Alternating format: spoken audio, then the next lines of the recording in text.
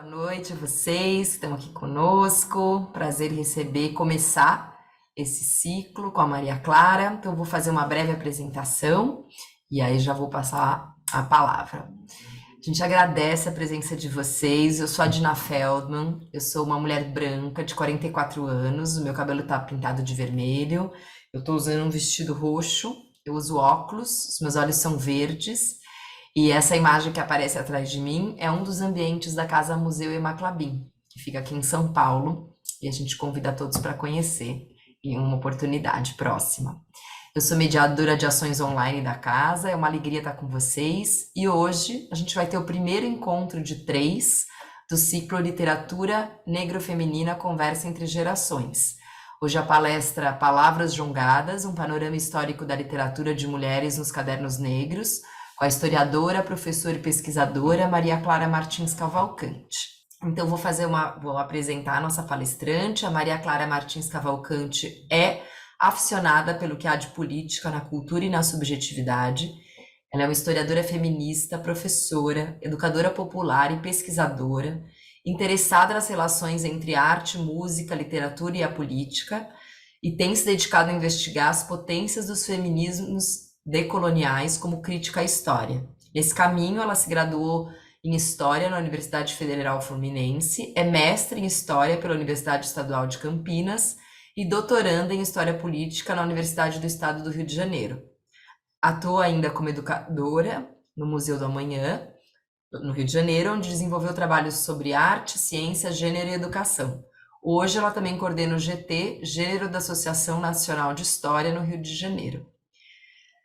Maria Clara, te passo a palavra, é um prazer receber você e a gente poder fazer esse ciclo junto contigo. Muito obrigada, Dina. Quero desejar primeiro boa noite a todos, todos e todes.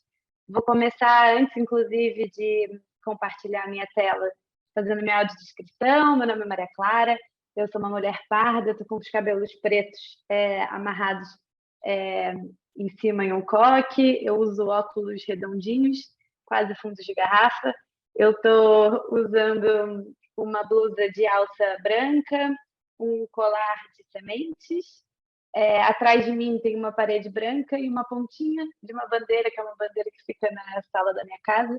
Deveria estar escrito Laroie, que eu tenho o finalzinho dela. Bom, eu vou primeiro, antes de começar a minha apresentação, compartilhar minha tela e verificar que todo mundo está vendo, porque eu vou fazer uma apresentaçãozinha de imagens. E aí, só para a gente já garantir que essa parte da tecnologia está funcionando, para a gente não se atrapalhar. Todo mundo enxerga, Diná, você consegue dizer para mim se está dando para ver a tela, se ela está em tela cheia, por favor?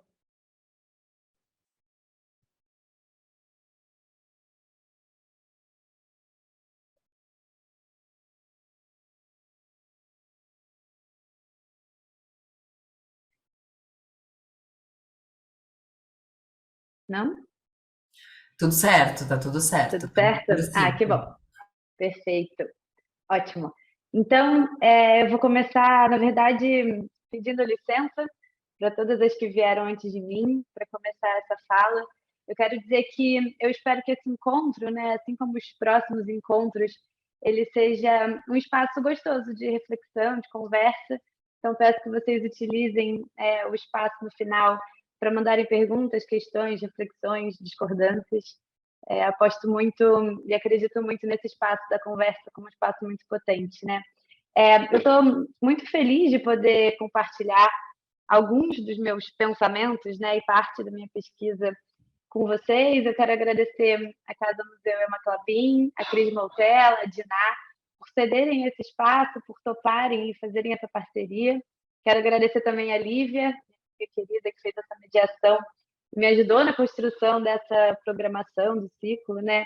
E eu queria dizer primeiro que a ideia desse ciclo de encontros é que a gente possa percorrer diferentes temas, abordagens e sentidos, né, digamos assim, da escrita de mulheres, especialmente de mulheres negras no Brasil.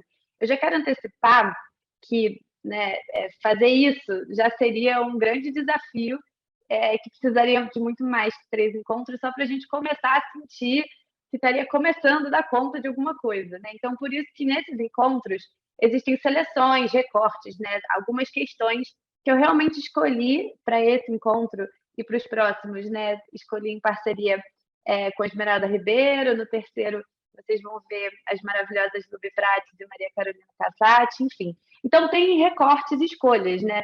Que não conseguiriam dar conta de toda a complexidade e multiplicidade que a escrita de mulheres, né, negras, não só em Cadernos Negros, mas na história da literatura brasileira, possui, né? Só para a gente ter uma noção, só de autoras em Cadernos Negros, nós temos mais de 90 mulheres. Isso porque eu, na minha pesquisa, estou mapeando essas escritoras, né? Eu vou falar já um pouco mais da minha pesquisa, mas nesse mapeamento eu tenho encontrado um desafio que é conseguir edições mais recentes dos Cadernos Negros, porque muitos deles não estão mais disponíveis para venda. Eles não estão nas bibliotecas porque eles não são tão antigos, né? Eu encontro as primeiras edições até 2006, é bem mais fácil encontrar essas edições. Então, com certeza, são mais de 90 mulheres, passam-se aí mais de uma centena, né, de escritoras, de mulheres negras que escreveram em cadernos, né? E elas têm diferentes formas, estilos, temas, né? Então, existe uma multiplicidade dessa literatura que é preciso ser pensada de antemão. Então, o objetivo desse encontro não é homogeneizar ou dizer o que essas escritoras estão pensando na sua totalidade, mas, na verdade, dar alguns indícios, trazer algumas questões, alguns pontapés, para que a gente consiga, inclusive, pensar em possíveis pesquisas pessoais, acadêmicas ou atravessamentos que vão se delineando, né, nesse encontro com essa literatura, né? Então, hoje o que eu preparei, na verdade, é a exposição de algumas informações e análises que têm feito parte da minha pesquisa de doutorado, e eu espero que essas indicações nos abram caminhos para pensar historicamente a escrita de mulheres negras nos cadernos negros, né?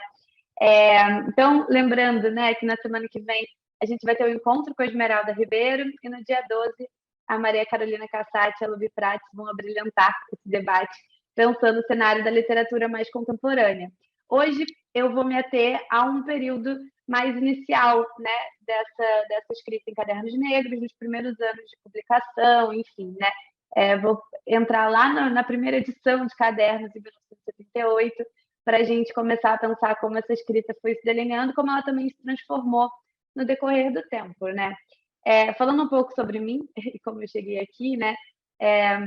A Edna já fez uma generosa apresentação, mas queria reiterar que eu sou professora de história, eu sou pesquisadora, sou historiadora, e na minha pesquisa de doutorado, na verdade, antes dela, assim, né, acho que desde que eu estou na graduação, eu tenho tentado investir em uma escrita e divulgação da história que se pretenda antirracista, feminista, situada, militante, sim, né, e que englobe, inclusive, outros sentidos e outras formas de fazer, né, de fazer pesquisa, de fazer história, e que incluam tanto as sensibilidades quanto a luta política, né, tanto fontes escritas quanto fontes orais, enfim. Eu tenho feito meu doutorado no programa de pós-graduação em História da UERJ, e a minha pesquisa ela é sobre a obra e a trajetória da escritora Esmeralda Ribeiro. Eu tenho afirmado, né, o pensamento da Esmeralda como um pensamento intelectual que leu o Brasil a partir da sua literatura. A Esmeralda ela começa a publicar em 1985 nos cadernos e publica até hoje, né, vocês vão conhecê-la na semana que vem. Ela publica até hoje, ela é coordenadora do Grupo Quilombo hoje, e o meu objetivo, né, é fazer quórum com uma série de outras pesquisas que vem mostrando como a escrita literária é uma forma de pensar, de refletir, de se posicionar em relação a questões que são questões caras à história do país. Não só a história das mulheres negras, não só a história do feminismo ou da militância antirracista, mas fazem leituras sobre questões que são muito caras à formação nacional, né? Então, pensar essa escrita como uma escrita intelectual. E nessa pesquisa, eu não só me debruço na análise dos contos, né, da Esmeralda, eu analiso especialmente os contos, espero chegar nas poesias num pós-doutorado, talvez, mas eu também aposto em conversas, né, entrevistas com a Esmeralda. E essa opção, né, que acaba resultando numa relação, né, relação minha com a escritora com quem eu pesquiso, me levou para lugares muito interessantes, né, desafiadores, mas que eu também considero muito bonitos, né, e que impactaram muito a minha escrita e na forma como eu venho tentado levar essa pesquisa. Né? Então, eu falo muito sobre não pesquisar sobre a Esmeralda, mas pesquisar com a Esmeralda, e acho que eu vou tentar assim, trazer um pouco dessa perspectiva também durante a minha apresentação. Especialmente porque quando a gente diz, né, que vai analisar alguma coisa sobre uma perspectiva histórica, a primeira coisa que acho que aparece no imaginário é que vai rolar uma cronologia, né? Então, destrinchamento do que aconteceu em cada período, em cada ano, enfim. E na minha pesquisa, eu tenho tentado apostar numa outra forma de escrever essa história, uma história que parta, inclusive, dos encontros, das sensações, da sensibilidade, do que significam essas palavras, como elas impactam e a maneira como essa escrita constrói, né, as subjetividades, tanto de quem escreve quanto de quem lê, né? Quero dizer também que esse título, né, Palavras Jogadas, é uma homenagem a uma publicação que foi feita em 1987, de um livro que se chama Criação Crioula no Elefantes Brancos. Eu só encontrei ele em sebos e também tem em algumas bibliotecas em São Paulo. E é um livro muito interessante porque ele resultou, na verdade, é resultado, né, do primeiro encontro de poetas e ficcionistas negros que ocorreu em São Paulo, que tinha, né, o Grupo Quilomboje, aí de São Paulo. Eu falo aí de São Paulo porque eu estou no Rio de Janeiro, gente, esqueci de fazer essa menção, né? E daqui do Rio de Janeiro tinha o Grupo Negrícia, alguns outros escritores, né, situados fora do eixo Rio-São Paulo, mas majoritariamente desse eixo. E nesse encontro, né, vários escritores, inclusive a Esmeralda Ribeiro, a Miriam Alves, eles se reúnem, né, e eu falo aqui eles no masculino, porque nesse momento são majoritariamente homens, realmente, né? Então, existe essa reunião e o que acontece é que os textos que eles escrevem são debatidos coletivamente e eles gravam essa reunião. Depois que essa gravação acontece, essa gravação, que inclusive é a responsabilidade da Miriam Alves, né? A Miriam, ela transcreve essa gravação e essa gravação é basicamente, né, o que tem o texto transcrito, super interessante, é a própria discussão que aquelas escritoras e escritores estão fazendo sobre os textos uns dos outros. Então, é o debate transcrito ali. E o título que eles dão para esse debate é Palavras Jogadas de Boca a Boca. E foi muito interessante, porque a primeira vez que eu li, né, o livro, eu achei muito bonita, assim, essa ideia das palavras jongadas, né? Me remeteu a primeira vez que eu vi uma roda de jongo, né, o jongo da Serrinha aqui em Madureira, eu já estava na graduação, assim, e me fez pensar no quanto eu gosto dessa ideia, assim, né, e como eu acho uma ideia bonita. Essa ideia da palavra em movimento, né, a palavra como troca, a palavra pergunta e resposta, que tem muito a ver com o que eles produzem nesse texto, e eu acho que também tem muito a ver com a maneira que os cadernos e as mulheres em cadernos produzem a sua literatura. Uma pausa para beber uma água, gente, que eu falo rápido, daqui a pouco eu tô.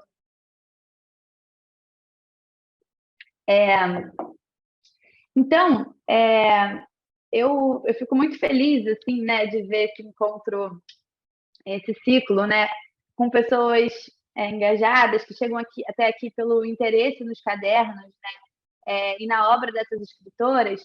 Mas se eu pudesse fazer uma análise, né, baseada na minha experiência de pesquisa, no trato com esse tema, eu acho que uma primeira questão que a gente poderia trazer é que na área da literatura, de letras, enfim, não são escassos os trabalhos sobre cadernos negros, né? Existe uma quantidade relativamente interessante sobre pesquisas, né, sobre os cadernos. Mas são menos frequentes as pesquisas que se debruçam especialmente na escrita de mulheres. Então, elas existem, eu vou até trazer ao final algumas dessas produções, né? Mas são bem mais escassas. Na história, é quase inexistente pesquisa sobre cadernos negros. Para dizer que não é inexistente, né? A minha pesquisa no banco de tese e dissertações da CAPES, eu encontrei uma dissertação de mestrado super interessante na história que se debruça sobre os cadernos, mas sobre a escrita de mulheres em cadernos é bem mais, na verdade não tem, né? E o que tem o que a gente encontra, né, dentro da história são pesquisas sobre algumas escritoras mais pontuais, né? Então, por exemplo, existem trabalhos na história que estão se debruçando sobre a escrita da Conceição Evaristo, que é uma escritora que tem uma projeção, uma escritora que começa a escrever em cadernos, o primeiro texto dela é publicado em cadernos, ganha uma projeção e tem uma quantidade de trabalho sobre ela interessante, né? O que eu estou querendo dizer com isso, né? O motivo de eu trazer essa questão assim de princípio é que eu acho que tem uma possibilidade de leitura da escrita de mulheres em cadernos negros a partir de uma perspectiva histórica que é muito interessante, especialmente analisando a construção do pensamento intelectual dessas autoras, né? Desculpa. O que acaba acontecendo é que essa possibilidade é muito invisibilizada, porque a ideia do intelectual, quem a gente imagina como intelectual, né? Ou inclusive como quem a gente imagina quando a gente pensa em literatura brasileira, né? Quando a gente vai analisar, né, os parâmetros, a Regina Del Castanho tem uma pesquisa, né, é interessante que ela analisa justamente esses atravessamentos, né, de raça, de gênero na literatura nacional. A gente percebe que a maior parte, né, das pesquisas e o debruçamento sobre essa figura ainda mantém, né, esse cânone, né, circunscrito ao imaginário de pessoas, especialmente homens, né, brancos, de preferência ocidentais. Então, eu acredito que tem uma possibilidade muito interessante de analisar esse pensamento intelectual, de se debruçar sobre essa literatura, não se afastando da literatura como um lugar da ficção, como lugar da criação, como lugar da inventividade, mas pensando esses sentidos políticos e, além disso, trazendo a dimensão da sensibilidade e da subjetividade, né, como uma dimensão importante para a análise histórica, né? Mas, assim, a vida não é só academia e pesquisa, né? Por exemplo, no cenário da literatura, né, contemporânea, a gente tem visto coletivos de mulheres escritoras, como o Flores de Baobá, em São Paulo, e outras iniciativas ocuparem a cidade com a literatura, seus corpos, seus textos, né? A gente pode lembrar também ainda que, há poucos meses atrás, o Quilomboas de Literatura, que é o grupo que edita e publica os cadernos, né, ganha uma homenagem, uma salva de prata na Câmara de São Paulo, organizada pela vereadora Elaine, né, da Mandata Quilombo Periférico. Então, a gente pode tensionar, né, e mostrar aqui, perceber que a iniciativa, né, e a organização coletiva dessas escritoras e escritores, né, dentro não só dos cadernos negros, mas do cenário geral da literatura, tem ganhado força e conquistado, né, as duras penas, né, e vários espaços diferentes, apesar de não serem ainda os espaços suficientemente abrangentes, né, ou os devidos para o tamanho que é a sua literatura, né. Então, eu queria que a gente pensasse agora nesse momento, assim, né, talvez para partir um pouco da nossa crítica, deixa eu passar aqui no slide, que a gente pensasse um pouco alguns sentidos da escrita, tá? Ao contrário do que muitos críticos, né, literários, historiadores da literatura, enfim, gostariam que nós acreditássemos, a gente precisa partir do princípio que toda escrita tem um corpo, né? E esse corpo é atravessado por diferentes marcadores, que podem, de diferentes formas, né, atravessar esse processo literário. É muito comum que a gente escute falar o termo literatura universal ou autores universais como sinônimo daqueles que transcendem o tempo e o espaço da sua escrita, né? Então, aqueles que transcenderiam, inclusive, os próprios corpos. Então, o que é essa literatura universal? Uma literatura em que o sentido psicológico, ou enfim, né, as tramas, os enredos, os cenários, etc., eles atravessam, eles transcendem o tempo e o espaço que a pessoa que escreve está inscrita, e aí se torna, então, universal. E aí a gente fica pensando, bom, transcende o próprio corpo como se não existisse corpo. Mas, na verdade, é o contrário. Não é isso que acontece, né? Para entrar no cânone literário, né, para ser considerado um autor universal, na literatura mundial, enfim, tem uma espécie de pré-requisito, que é velado, mas não é tão velado, na verdade parece bem explícito, que é a necessidade de um corpo específico, né? Branco, masculino, de preferência ocidental, né? E quando alguma mulher é incluída, a gente pode falar Jane Austen, Virginia Woolf, mulheres brancas, nascidas na Inglaterra, enfim, que acabam entrando nesse parâmetro, e mesmo assim, com muitas aspas, né, que atravessam essas inclusões. E aí eu queria pensar um pouco essa questão do que é literatura universal, né, e por que as mulheres não brancas, e aí desse lugar estou pensando mulheres negras, indígenas, mulheres pardas, enfim, se encontram na margem, né, dessa construção canônica. Eu queria abrir um parênteses, né, porque o Renato Ortiz, ele fala um pouco sobre a coisa do escritor universal, né, da literatura universal, quando ele conta num livro que ele encontra o Machado de Assis numa estante de literatura universal. E aí a gente pensa, né, um homem negro nascido na Ladeira do Livramento, aqui no Rio de Janeiro, né, chega a ser considerado literatura universal, o que, por um lado, né, demonstra o brilhantismo e a importância do Machado, né, mas também nos lembra desse duro processo de embranquecimento, né, que a figura dele tem ao longo do tempo. E aí eu não estou aqui para falar do Machado de Assis, mas me lembra também que o Antônio Cândido, né, que é um importantíssimo crítico literário, ele vai falar, né, em Literatura e Sociedade, que o sistema literário no Brasil se forma a partir de Machado de Assis. O que ele está querendo dizer, né, lá no Literatura e Sociedade, é que a completude de um sistema literário se garante na relação, né, quando você tem autor, autoria, criação, editoração, publicação, né, então você tem mercado editorial, e a recepção, o público, né?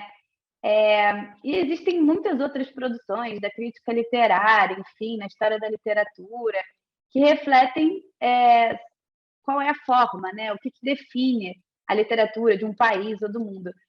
O interessante é que essas bibliografias, né, da maneira como elas são pensadas, elas frequentemente ignoram a existência de mulheres literatas, especialmente mulheres não brancas, né,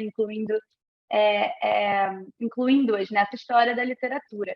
Eu não estou querendo discordar dessa ideia de sistema literário do Antônio Cândido ou negar a importância do Machado de Assis, mas eu quero chamar a atenção para o fato de que, sob essa leitura, que é a leitura sobre a literatura mais canônica, né, enfim, tradicional, é muito difícil que qualquer história da literatura no Brasil começasse, ou sequer mencionasse, incluísse mulheres negras, né? Então, o que eu queria chamar a atenção é para o fato de que é preciso tensionar, né, isso que a gente está entendendo por sistema literário, literatura, não para incluir as mulheres numa lacuna, né? Então, não para elas entrarem como apêndice da história, mas para realmente ter um olhar antirracista, feminista para esse cenário da escrita, né? Entendendo que quem pode falar ou escrever nesse caso, né, é como nos lembra a Gayatri Spivak, que parte de disputas importantes de poder.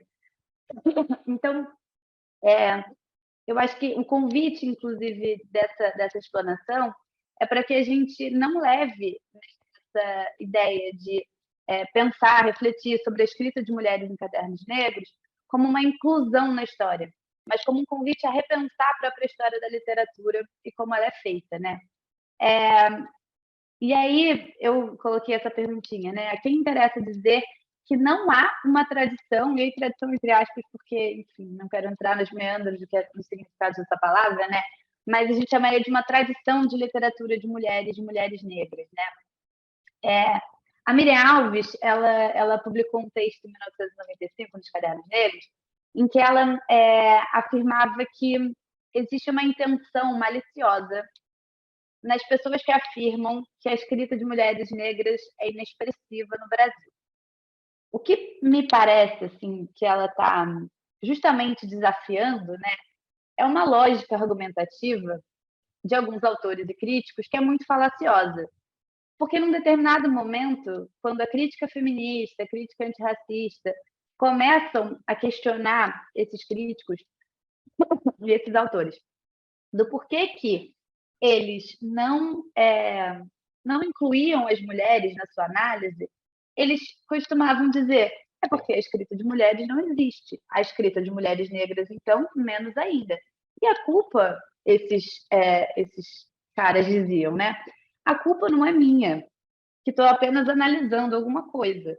A culpa é da estrutura, né? É porque nem negavam, alguns negavam, mas assim, nem negavam, o mundo é machista, é racista e tal, e aí essas mulheres não conseguem escrever, e aí por isso a gente não analisa, né?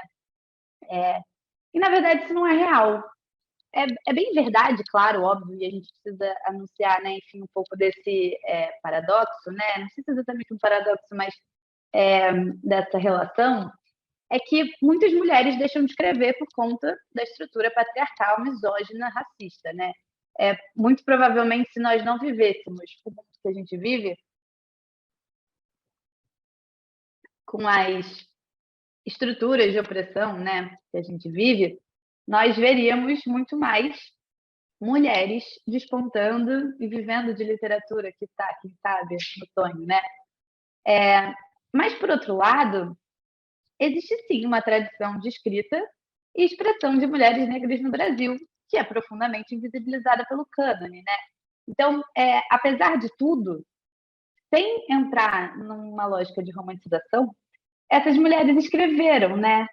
E aí escrevem, né? E aí eu acho que isso é um pouco do sentido da escrita que eu tenho tentado desvendar historicamente, né? Escrevem porque a escrita é perigosa, porque ela é, como diz a Glória Zaldúa, um ato de criar alma, né? Então ela é uma construção de subjetividade que serve para destrinchar os sentidos da vida, para construir formas de existir no mundo, para refletir sobre a própria condição, para desestruturar as relações de poder, para denunciar. Então, enfim, né, tem muitos sentidos e significados para essa escrita, e isso vai sendo explorado e pensado de diferentes formas por diferentes escritoras, né? A Glória Zaldúa diz também, né, uma coisa que eu acho muito interessante naquele texto dela, Cartas Mulheres Escritoras do Terceiro Mundo. Ela fala em algum momento, não podemos deixar que nos rotulem. Então, por isso que eu queria dizer que eu não considero, né, e não estou considerando aqui, a literatura de mulheres em cadernos entendida como uma coisa fora da literatura, como um nicho, como uma brecha. Eu acho que falar dessa literatura, falar dessa escrita, é falar da literatura nacional e ponto. É falar da história da literatura no Brasil.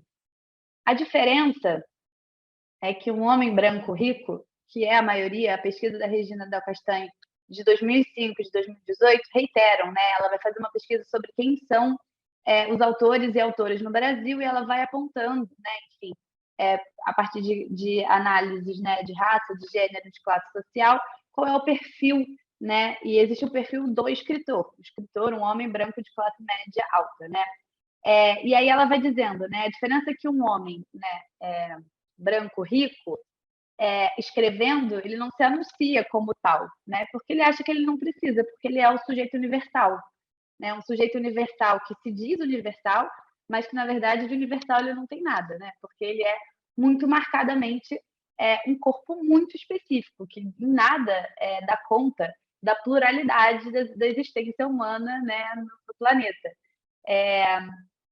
E aí então a diferença, né, a potência, na verdade, dessa escrita, que é uma escrita situada, que se anuncia, que pensa sobre si própria, nas suas formas, nas suas questões, né, como fazem por várias vezes os escritores de caderno, está justamente na denúncia das estruturas de poder, né, em dizer o que era indizível por muito tempo, né.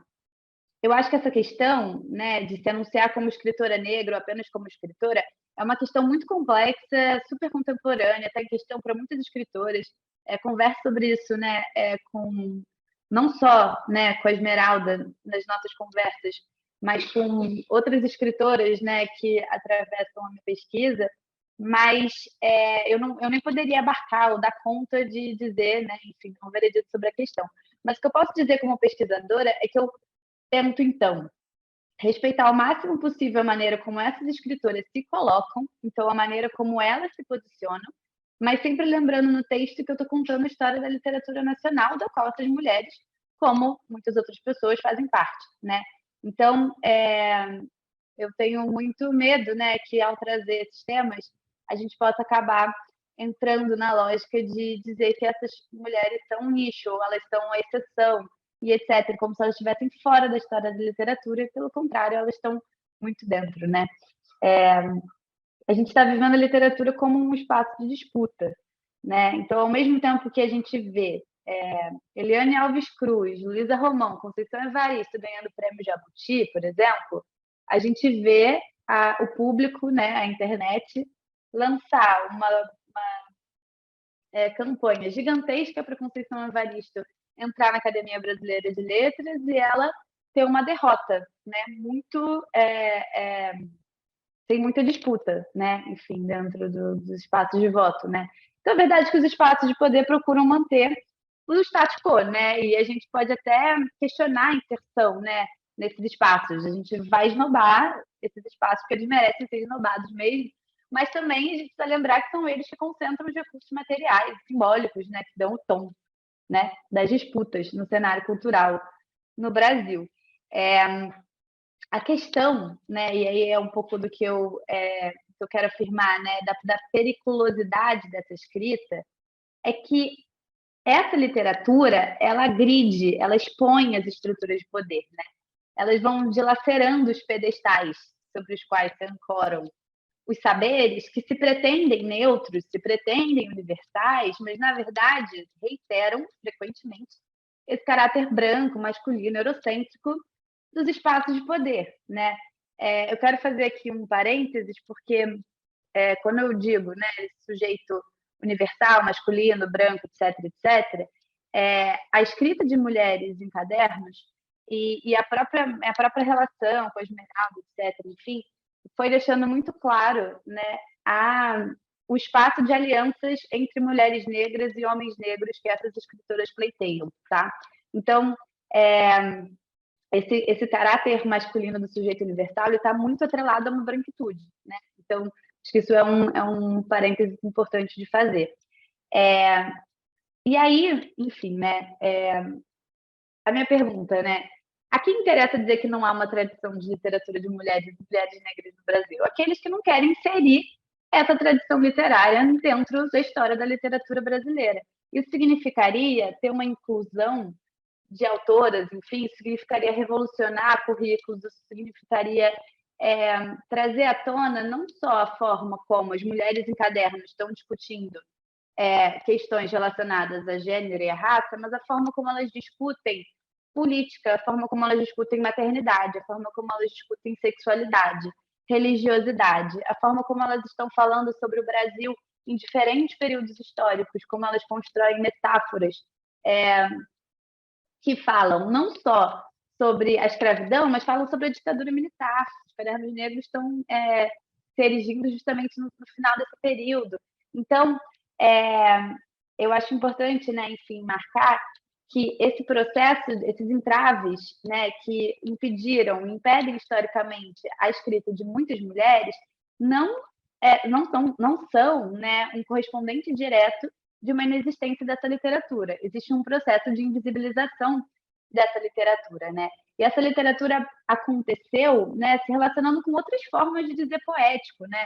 Então, tem um trabalho muito bonito da Kalila Oliveira, eu vou mostrar essas referências depois no final, em que ela diz que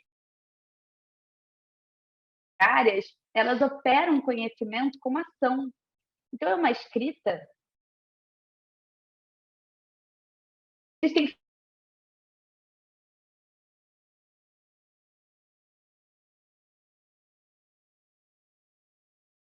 existe oralidade, porque existe toque de tambor, porque existe música, porque existe banho de folha, porque existe silêncio também.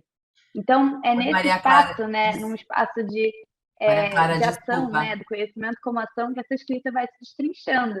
Então, mesmo nos terrenos mais áridos, né, as mulheres negras conseguiram promover essa fertilização, né, e se tornaram, assim, Esperança Garcia, Rosa Maria Egipciaca Vera Cruz, Tereza Margarida, Maria Firmina, Antonieta de Barros, Alta de Souza, Gilca Machado, Carolina Maria de Jesus, né?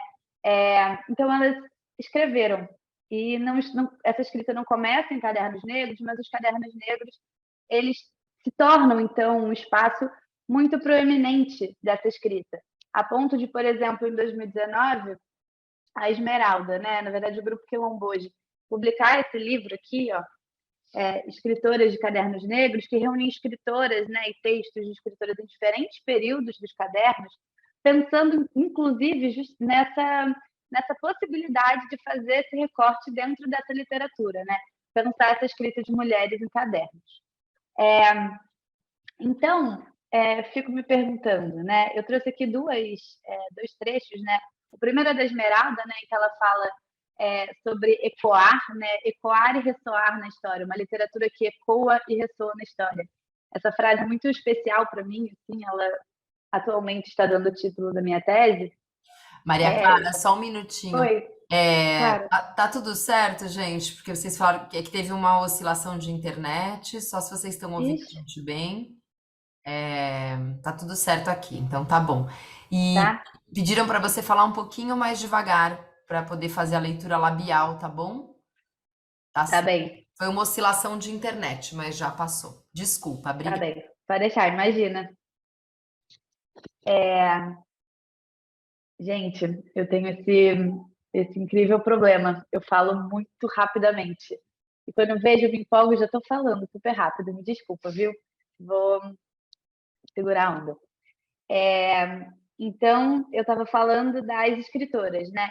Então, pensar que essas escritoras, né, que então que acabei de citar, né, escreveram, produziram literatura, inclusive, né, em períodos ou anteriores ou até próximos ao Machado de Assis, né?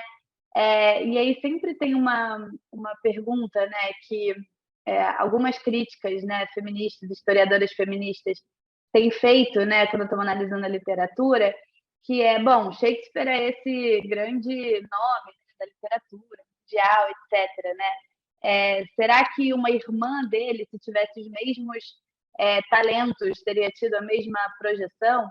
Então, é sempre uma pergunta, né, a ser feita quando a gente está analisando historicamente os caminhos, né, os caminhos literários, né, que essas escritoras acabam, acabam trilhando, né?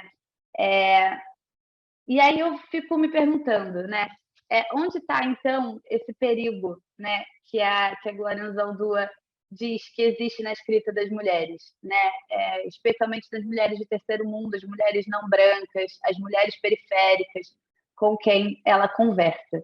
E aí eu trouxe aqui para vocês duas poesias que, na verdade, são um desafio, inclusive para mim também, porque eu, inicialmente, não estou analisando na tese poesias, né? Eu estou analisando mais os contos.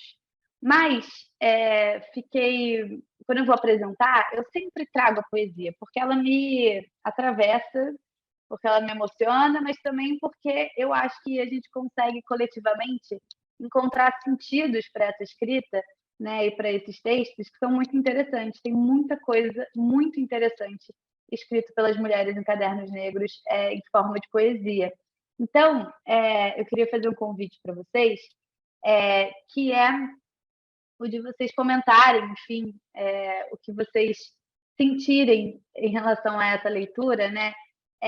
Pensando nessa pergunta. O que existe de perigoso nesse sentido que a Glória Zaldúa coloca, né? O que existe de perigoso nessa escrita, né? Onde está o perigo na forma como essa escrita opera? E aí eu trouxe duas poesias, uma da Miriam Alves e uma da Esmeralda Ribeiro, e aí eu queria pedir licença para vocês para ler elas rapidamente, até porque, até demorei, né? Precisava ter chegado antes nessa literatura, que é ela que nos interessa. Eu só preciso achar um jeito de fechar isso aqui para eu conseguir ler. Bom, eu acho que essa aqui eu vou conseguir ler, a outra também. A da Miriam Alves chama Eu, Mulher, em Luta. E diz assim: Enluto-me e o poema sai assim, meio mágoa, meio lágrima, meio torto, todo lança. Enluto-me por aquelas vindas no arrastão atlântico. Enluto-me ao ver dilacerar a pele, corpo e mente. Eu, mulher em luta, combato o ócio de quem não vê.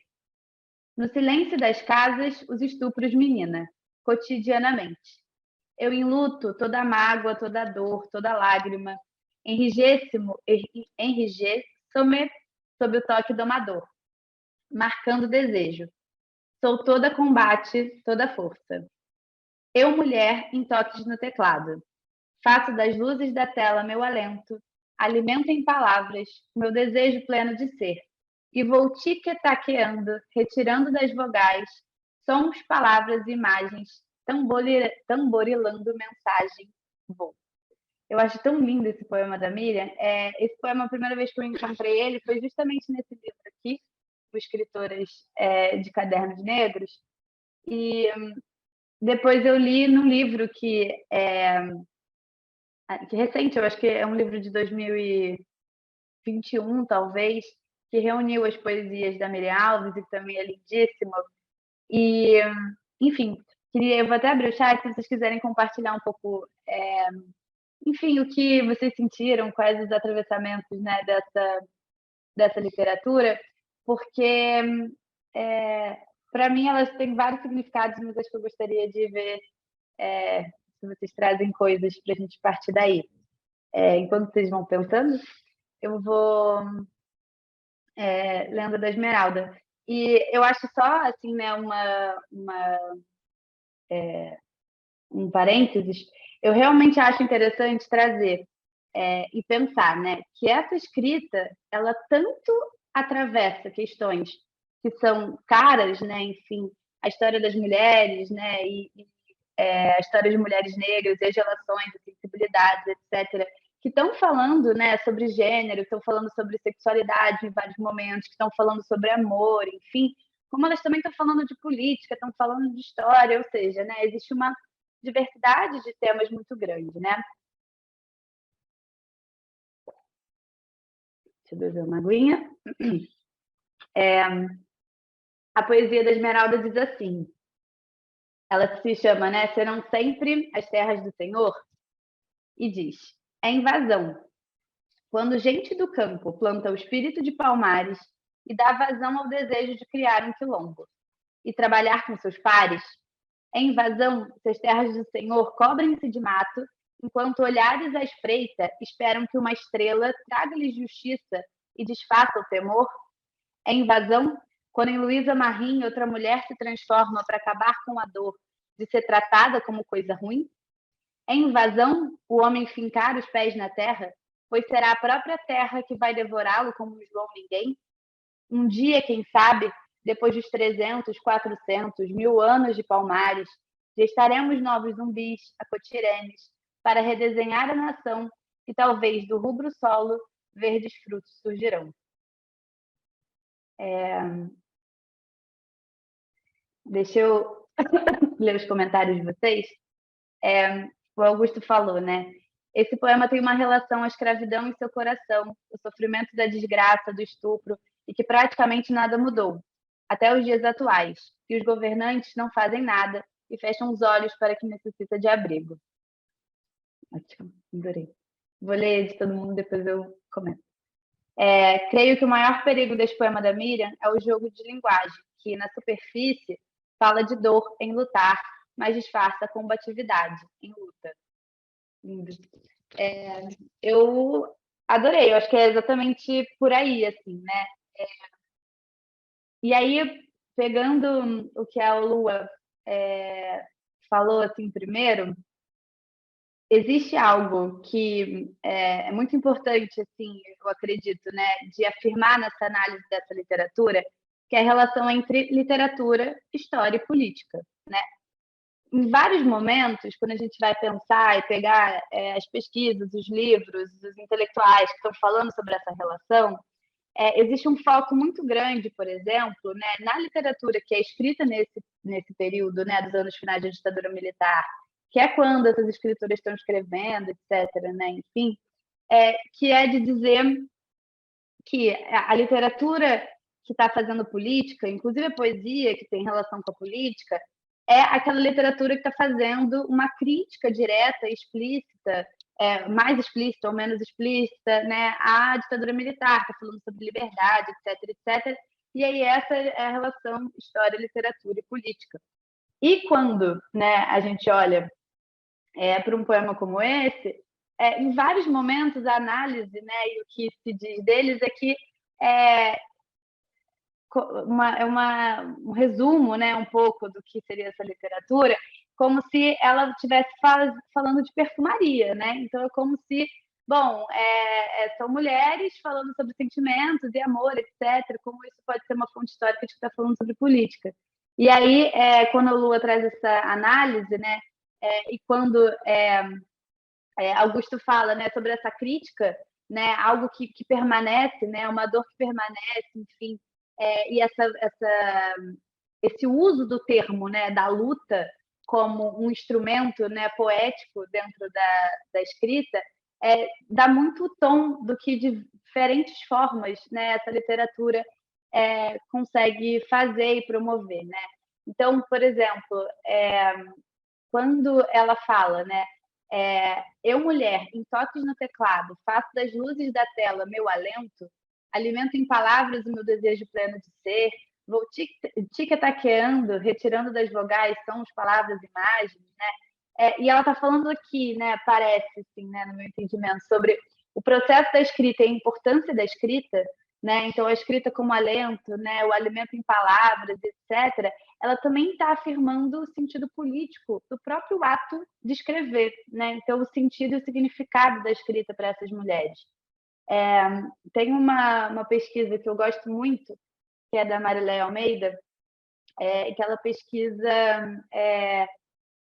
mulheres quilombolas em diferentes territórios quilombolas, né? Enfim, ela é de Vassouras, então ela tem uma pesquisa super bonita e ela utiliza, né, um conceito que é um conceito do Michel Foucault e que no primeiro momento eu falei, nossa, Michel Foucault, mas e aí ela faz uma coisa que é tão linda, que é de usar o conceito de cuidado de si, né, que é uma forma de construir uma subjetividade, né, que esteja fora, né, das relações tidas e dadas, né, de poder. E aí ela fala, né, dessa escrita. Na verdade, ela está falando, né, dos processos de construção, né, das redes, enfim, dentro das experiências, né, das mulheres quilombolas, a partir dessa ideia do processo de cuidado de si.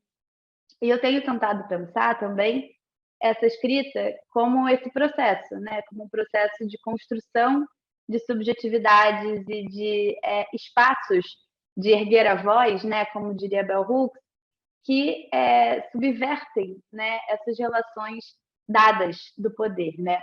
E quando a Esmeralda Ribeiro traz nessa poesia tantas referências inclusive históricas, né, de personagens históricos, etc., para mim, isso é um trabalho de história pública.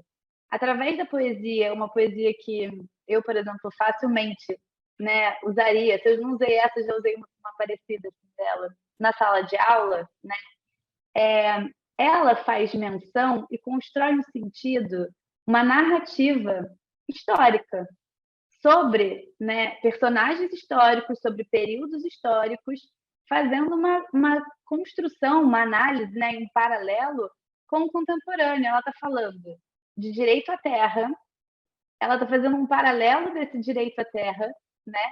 Então, ela está dizendo, né, fazendo essa relação, né? Ela diz: é invasão o homem fincar os pés na terra, pois será a própria terra que vai devorá-lo como um João ninguém, né? E aí ela diz: foi invasão, né? Quando gente do campo planta o espírito de Palmares, dá vazão ao desejo de criar no quilombo e trabalhar com seus pares, né? Ou seja, ela está mobilizando aqui Luísa Marim, Zumbia, Cotirene, né? Trazendo esses personagens, né? E também conceitos históricos para operar, né? Essa relação, né? Deixa eu ler o comentário da Renata. É muito bom ler vocês, gente, já que eu não consigo ver. O teor testemunhal está muito presente em ambos poemas. Precisamos dessas contranarrativas mais divulgadas e conhecidas por nós brasileiros para que seja possível a reconstrução da memória coletiva brasileira do povo e mesmo da literatura. Maravilhoso, Renata. É super nessa tecla assim, também que eu bato. Acho que uma das coisas que eu gostaria muito de ver, por exemplo, é que esses poemas eles não estejam numa disciplina específica de história das mulheres apenas. Eles estejam numa disciplina de história do Brasil, esteja na história na escola, né? Esteja divulgado em diferentes espaços como parte da história do Brasil, né? Justamente porque estão mobilizando, né? São contranarrativas que, com certeza, são contranarrativas porque estão fora, né? Estão fugindo das narrativas oficiais, né?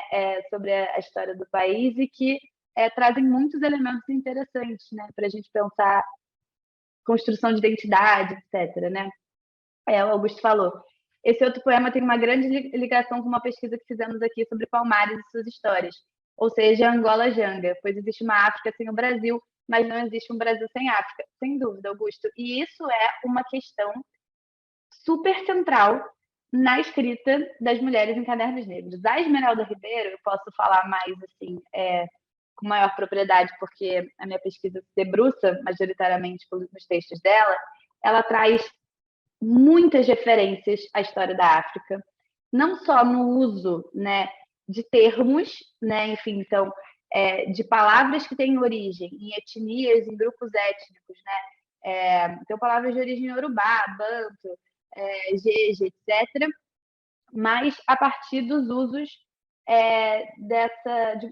dos termos, né, enfim, das construções que estão fazendo menção a religiosidades de matriz africana, e inclusive poemas em que ela fala que o tema é África, né, e a conexão com a África e com o continente em si, né? Então, sem dúvida, essa é uma das muitas questões que atravessam essa literatura e que se tornam muito interessantes, inclusive para o uso dela, né? Enfim, se a gente está pensando em projetos de educação, né? Eu sou educadora, enfim, então isso é algo que me atravessa muito, em diferentes espaços, seja na escola, seja no museu, seja na educação formal, não formal, etc., porque são disparadores, né, para diversas questões. E pode deixar que depois eu posso compartilhar, inclusive, esses slides. No final eu vou trazer as referências. Alguns desses poemas, né, e dos textos que eu estou trazendo aqui, eu não sei se eles estão disponíveis na internet, assim, para achar pelo título. Esses dois eu sei que estão. Esses agora que eu vou mostrar, talvez não, mas eu posso compartilhar. Vocês peguem meu e-mail, porque eu compartilho com vocês, porque eu digitalizei dos livros que eu encontrei em São Paulo, e eu posso compartilhar com vocês. Acho que, enfim, então, que essa literatura se difunda realmente, né? Bom, se vocês quiserem fazer mais comentários no chat também, gente, enquanto eu estou falando, eu zero me incomoda, né? No final também, mas Maria Clara, eu vou colocar o seu e-mail, tá? No chat para as perfeito. pessoas. Obrigada, Dinara. Então, aqui, só para falar, né, muito rapidinho, deixa eu olhar meu horário, porque eu não quero passar, não quero passar do nosso tempo de conversa.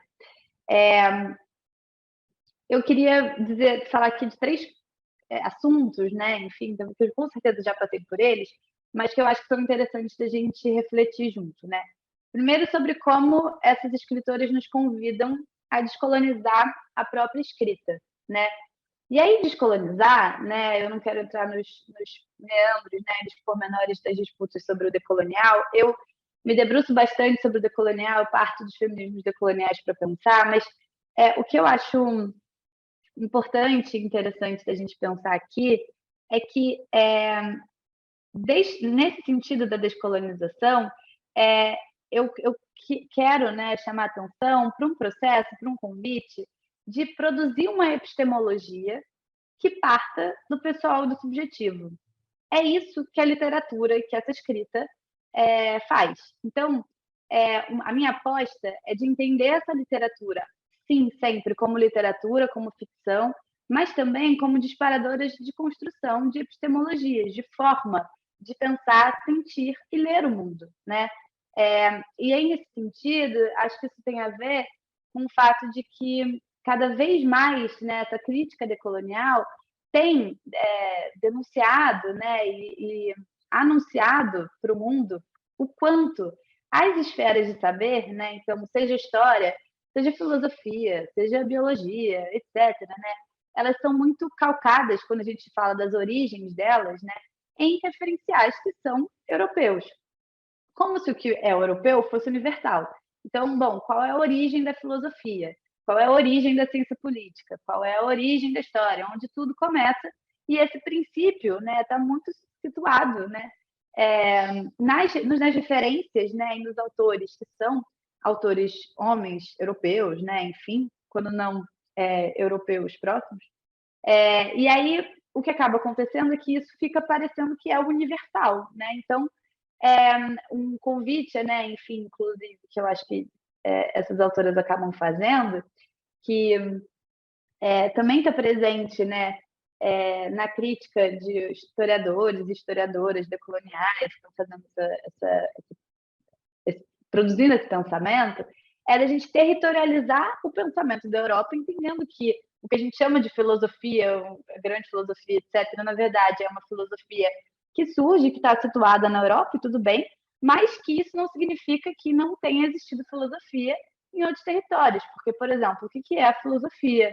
Né? Ela não é uma forma de pensar e de refletir sobre si, sobre o mundo, né? E a gente não faz isso a todo momento. Então, eu acho que essa ideia de descolonizar essa escrita, ela é justamente, e eu enxergo, né, esse convite a partir dessa literatura e dessas escritoras, inclusive porque existe uma possibilidade da gente olhar para essa produção literária e pensar e entendê-la, né, na sua pluralidade, na sua multiplicidade, nas questões que, de diferentes formas, produzem e elaboram realmente maneiras de ler o Brasil a partir das questões de gênero, de raça, de sexualidade. E aí, só para fazer um panorama, né, um pouco assim, eu não li todos, porque não seria impossível, são 45 anos, né, de publicação, mas eu li muitos, mas muitos textos dessas escritoras, especialmente os textos das 3 primeiras décadas, né, dos Cadernos Negros. E existe uma multiplicidade de temáticas em que em que é possível, a partir dessa literatura, adentrar e destrinchar assuntos que são muito caros, não só para a gente hoje, mas eram caros para as pessoas naquele período. Então, por exemplo, a gente está falando da década de 1980, né? Esse começo dessa produção literária. Um momento em que está acontecendo um grande boom, né, dos movimentos negros, enfim, a gente vai falar um pouco disso já já, mas em que a crítica à democracia racial, ao mito da democracia racial, está muito centralizada, é muito central dentro dos movimentos negros, diferentes movimentos negros, existe uma super disputa, né, nessa questão, enfim. A gente volta hoje na contemporaneidade com essa temática sendo super debatida em diferentes espaços, não só os acadêmicos, mas midiáticos e etc., literários, e essa é uma temática extremamente presente nessa literatura. especialmente nos contos, né? Na construção das personagens, etc. Então, eu acho que essa é uma, é uma possibilidade, né, de leitura dessas escritoras que é extremamente interessante. A outra questão que eu queria trazer um pouco é de analisar esse pensamento, essa literatura na encruzilhada. Então, eu tenho utilizado esse conceito para pensar a partir de uma escritora que eu gosto muito, que é a Leda Maria Martins, e que ela fala de um processo de centramento, de desvio, né, de texto, enfim. E eu acho que esse é um convite para que a gente não enxergue essa literatura, essas questões, essas relações de forma separada, né? Ou seja, como se elas existissem em caixinhas, né, distantes e que a gente vai fazendo, né, os usos conforme o nosso gosto. Claro que existe sempre uma intenção na hora que a gente vai ler e se aproxima dessa literatura, né? Enfim, mas é entender que essas relações elas estão como numa encruzilhada. Elas têm confluências, distanciamentos, alterações, desvio, interseção. Elas se afastam, se aproximam. E o fato das coisas acontecerem dessa forma, né, não significa que não exista sentido, muito pelo contrário, só que esse sentido não é o sentido linear da razão ocidental, né? Ela traz outras formas de ler e de pensar, né? E de construir esses outros sentidos, né? Sobre essa relação entre história, literatura e política, acho que eu já falei, eu vou passar. Deixa eu dar uma olhadinha. Ah, a Dina mandou meu e-mail. Então, enfim, só para fazer um breve panorama dos Cadernos Negros, né? Eu não sei se todo mundo aqui já conhece, se vocês quiserem dizer no chat se conhecem ou se não conhecem, enfim, o que são, porque os Cadernos Negros eles começam, né, situados num eixo de São Paulo, né? Os dois criadores dos Cadernos Negros, o Cuti, que é o pseudônimo, né, do Luiz Silva, e o Hugo Ferreira estão em São Paulo. Eles começam a partir do SECAM, né? Eles se encontram e se organizam, né, no SECAM, que é o Centro de Cultura e Arte Negra, né, de São Paulo. Mas hoje em dia os cadernos ganham, né, uma projeção e recebem inclusive autorias de fora, né, do eixo de São Paulo, né? E aí os cadernos eles se organizam, né, no final da década de 1970. O primeiro, né, livro é publicado em 1978, que é esse período de anos finais da ditadura militar, de criação, né, e articulação, rearticulação de diferentes movimentos, né, negros, como é o MNU. A gente tem um boom, né, das expressões musicais como a soul music, a black music. Nesse ano, né, na verdade é em 1976, que se reinsere a raça no censo, naquela época, né, do PNAD, né, da Pesquisa Nacional por Amostra a Domicílios, o que dá um tom, né, então, essa raça retirada durante a ditadura militar. E aí, em 1978, que a gente tem a revogação do AI-5, né, do Ato Institucional 5. E aí é nesse período que os cadernos negros começam a serem gestados, né? Então eles começam a serem pensados, né? O Cuti, que é um dos fundadores e que ainda está super em atuação, fala muito sobre os cadernos. Eu tive a oportunidade de conhecê-lo em São Paulo, né? Durante a Salva de Prata. Ele diz, né, que a partir de 1976 eles começam a pensar, e aí em 78 eles publicam uma edição, que é essa edição que aqui na imagem tem uma mãozinha ali aparecendo. Essa é a mãozinha do Oswaldo de Camargo, mostrando a primeira edição, uma edição assim pequenininha, que tem no Centro Cultural de São Paulo, na biblioteca, quem estiver em São Paulo e quiser ver. E aí uma coisa que me fascina muito nessa história, que me acabou fazendo ficar bem dedicada a ela, na minha tese tem uma boa parte em que eu estou contando essa história, né, dos cadernos, que foi uma iniciativa que está conversando muito com o tempo, né? E se, como diz a Lélia Gonzalez, né, durante o auge da ditadura militar, os movimentos negros entraram numa semi-clandestinidade, inclusive com muitos movimentos sendo expressamente proibidos, né, pela censura, sofrendo perseguição, pessoas sendo presas, desaparecidos políticos e tal, que fazem parte, né, dos movimentos negros desse período, a partir de 1978, essas organizações e articulações elas emergem num momento de efervescência política e de construção dos rumos, né? Então, os Cadernos Negros estão discutindo muito isso, especialmente nas suas primeiras edições. É claro que, com o decorrer do tempo, outras questões vão aparecendo. Mas, por exemplo, nessa edição, né, do Criação Crioula no Elefante Branco, que é resultado desse encontro de poetas e ficcionistas que acontece em 85, eles estão expressamente debatendo a relação entre literatura e militância, né?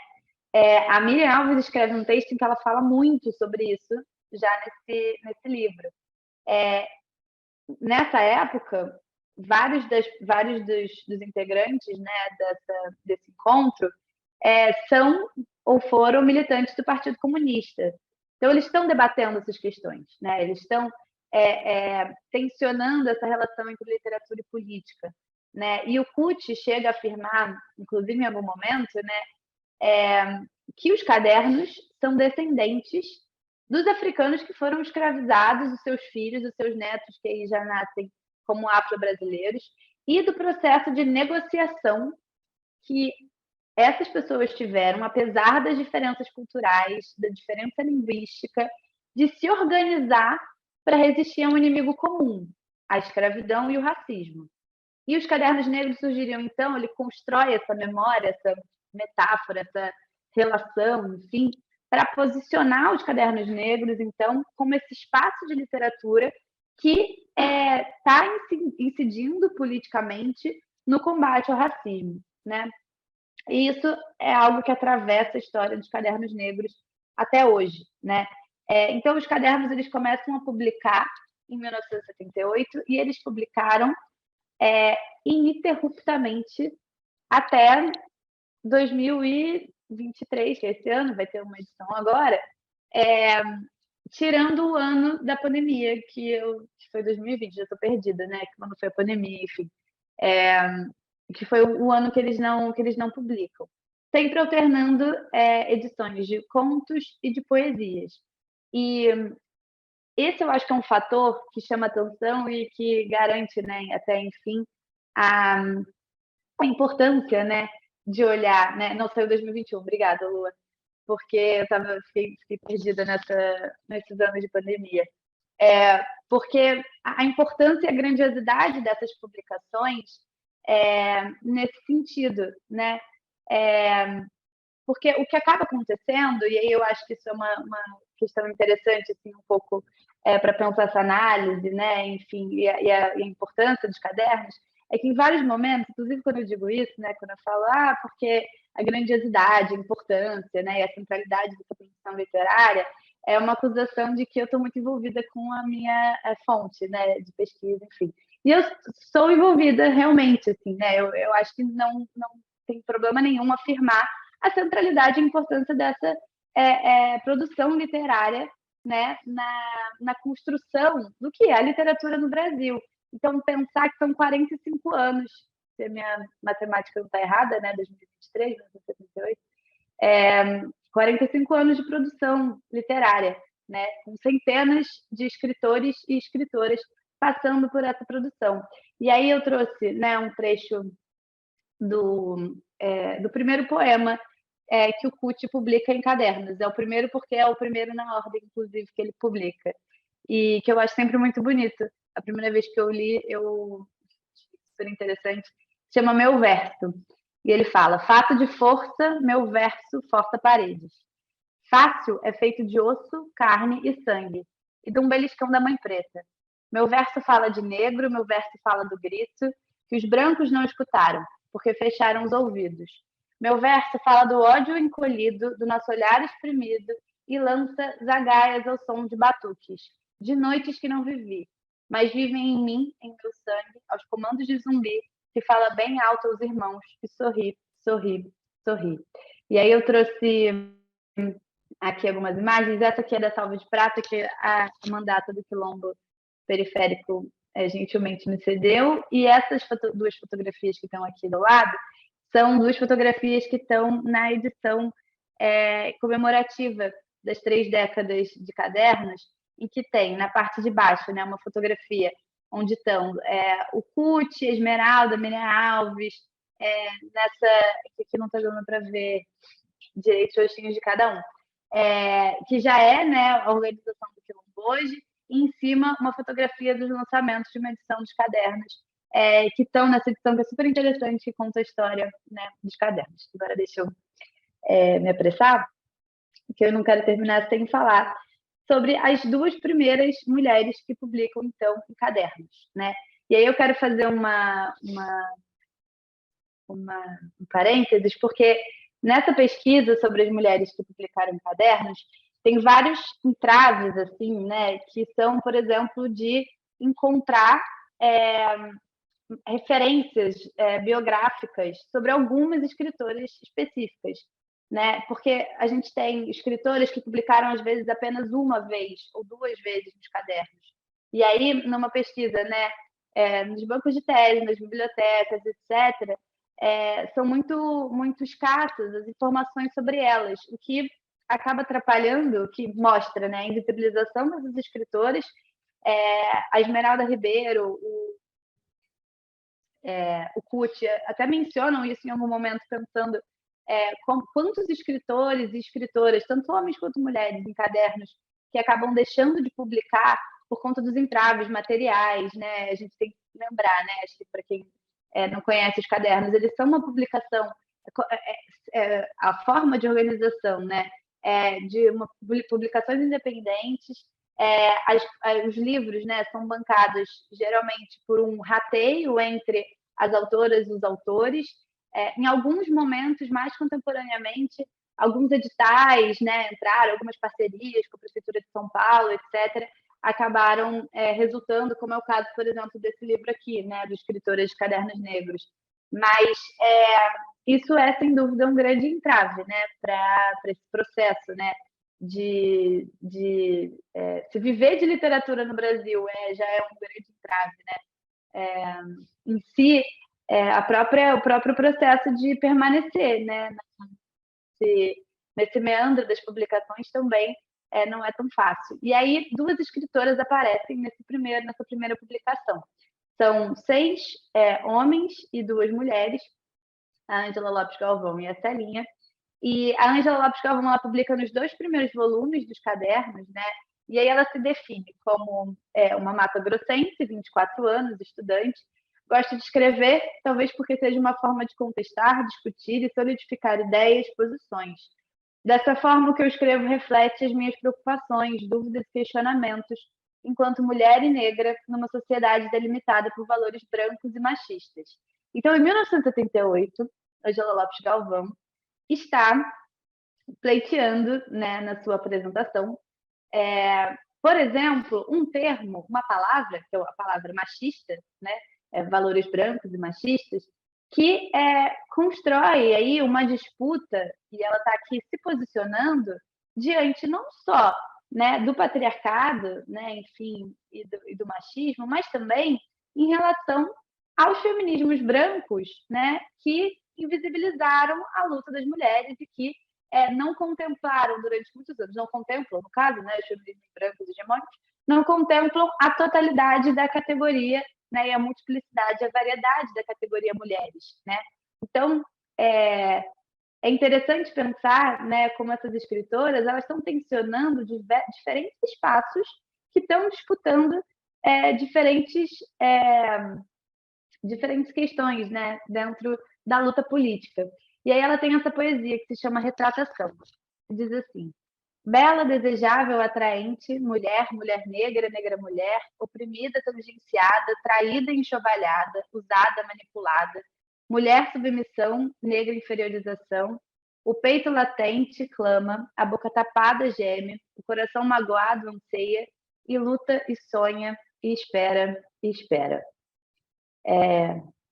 Eu vi que eu tenho 10 minutinhos para encerrar. Queria que vocês comentassem no chat também, tá? Se vocês se sentirem à vontade, porque eu não queria deixar também de mostrar o da Celinha, da Célia Aparecida Pereira, né? Que, mais uma vez, é uma escritora que ela tem um pouco mais, né, de publicações, enfim, né? Ela publica 7 textos literários em outros volumes, está presente ainda numa antologia que foi organizada pela Miriam Alves, uma antologia bilíngue, enfim, nós, e que tem poucas referências biográficas. Assim. Essa antologia diz que ela nasceu em 1956 em São Carlos. Uma breve assim, busca na internet, encontrei uma nota, inclusive, de falecimento de uma funerária da Prefeitura de São Carlos, de uma mulher com o mesmo nome, agora em maio de 2023, e que talvez possa ser ela, né? Enfim, parece que sim. E ela é uma escritora que publicou bastante vezes, né? Então ela tem 7 textos literários em outros volumes, chega a publicar contos, né? Porque os cadernos começam com poesia e os contos são introduzidos um pouco mais tarde. E ela é muito jovem quando ela começa a publicar, ela tem 22 anos. E ela fala, né? Célia Aparecida Pereira, idade 22 anos, escolaridade segundo grau completo.